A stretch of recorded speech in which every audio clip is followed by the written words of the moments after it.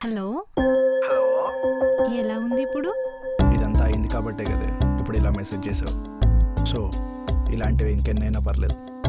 Pain ఎక్కువగా ఉందా? పర్లేదు, బాగానే కొట్టాడు.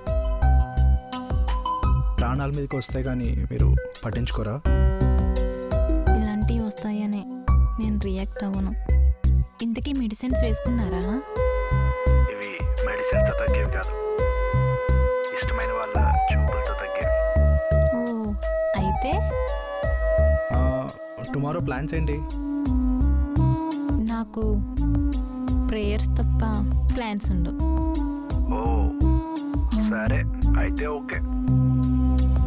సరే, బాయ్. బాయ్.